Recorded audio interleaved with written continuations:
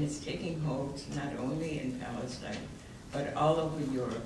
And it's, in fact, in Europe, it is much more, the campaign for BDS is much more active and much more concentrated than it is so far in the United States.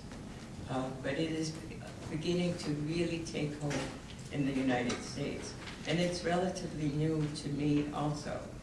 So if you would just bear with me while I a talk that I recently gave someplace about BDS and what it is, I'm going to read some of that too. Because like unlike this morning, I am not that familiar yet with BDS as I was with what I talked about this morning.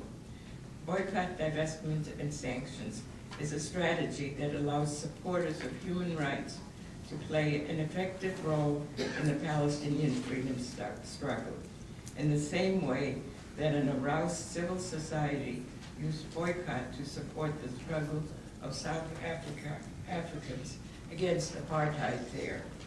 For over 60 years, Palestinians have resisted Israel's violent oppression. So why BDS? The campaign for BDS is a response to an appeal from an entirety of Palestinian civil society for action worldwide by supporters of human rights. Former UN General Assembly President Father Miguel Escoto-Brockman joined the call for a worldwide boycott of apartheid Israel during his term of office. This international movement is fueled by a demand for justice for the Palestinian people and by anger at Israel's brutal crimes. The old argument that boycott will also hurt ordinary people was used against the boycott in South Africa. And I remember hearing that. One of the people that maybe was the most vocal about this was the former English Prime Minister, Margaret Thatcher. For Palestinians walled up in prisons by Israel, the cost is worth it if it leads to freedom and dignity. In other words, if you want to achieve your goal, you sometimes have to suffer, you sometimes have to give up, but the end will be when you win, it'll be your reward. Palestinian civil society calls for a campaign of BDS that should be maintained until Israel meets its obligation to recognize the Palestinian people's inalienable right to self-determination and to fully comply with the precepts of international law by, number one, ending its occupation and colonization of all Arab lands and dismantling the wall. Two, recognizing the fundamental rights of the Arab Palestinian citizens of Israel to full equality. You know, Israel claims it's the only democratic society in the Middle East. But in a democratic society, all its citizens have equal rights. But the Palestinians in Israel do not have equal rights.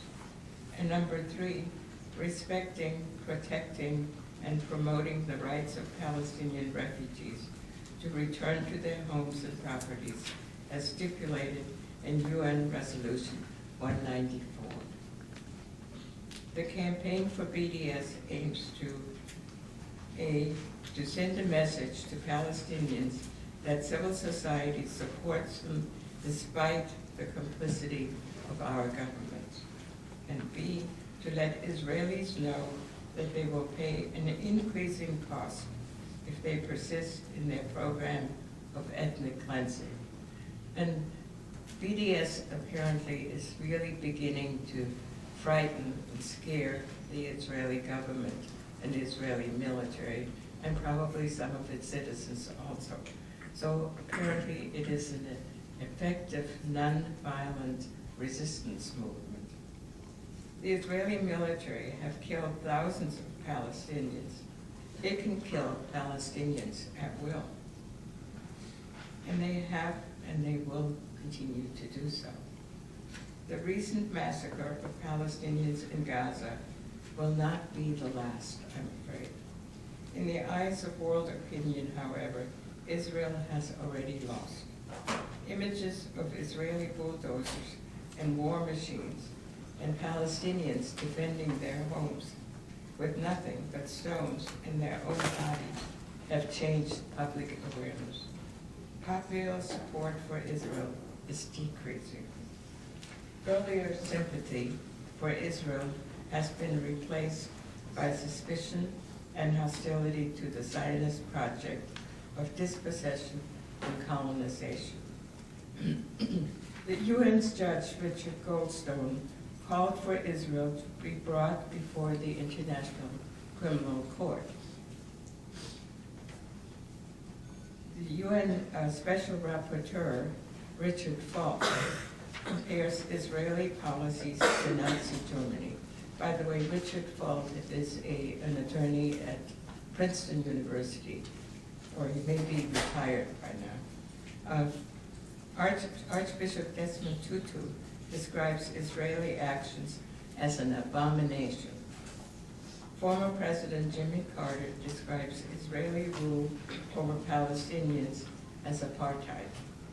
This is the background to the developing consumer boycott of Israeli goods.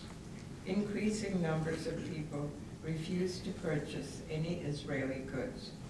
This spread of a culture of boycott is becoming much stronger now that trade unions, churches, and other groups support and initiate public campaigns against profits going to support an illegal occupation and an apartheid regime. So thank you. What can you do? Well, for one thing, you can sign the petition. But the most important thing we can do to support the Palestinian people is to respond to their appeal for boycott of Israel in our shops, trade unions, and churches. Campaigning for institutional commitment to boycott can deepen Israel's isolation with active support for Palestinian human and national rights, and deliver psychological and even economic blows against Israel. What is divestment?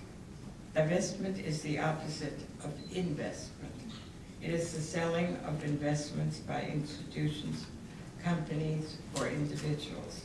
It was used successfully against apartheid South Africa, and now is one of the three tactics being promoted within the global BDS campaign against apartheid Israel. The campaign aims to pressure Israel to comply with international law, including withdrawal from all the land Israel has occupied since 1967. The campaign for divestment works at three levels. As number one, as happened in South Africa, it can start a downward spiral in which investing in Israel will become too risky a prospect, and association with Israeli crimes becomes generally regarded as commercially unwise. Two, it creates publicity. The issue of Israeli brutality and illegality is kept on the media agenda. This is true even if a particular campaign of divestment is unsuccessful, and even vociferous opposition plays into our hands by keeping the issue visible. So those of you who were saying all kinds of things this morning to try to challenge me, thank you for doing that. You know, you really told us where you're at, and then you know how to fight our enemy. So thank you. And three, it is a campaign in which every single person can make a difference. And, you know, I not only think that we can make a difference, but I think we have to make a difference. It's incumbent on us to make a difference. Maybe instead of continuing to talk, I should open it up to all of you, and you can ask some questions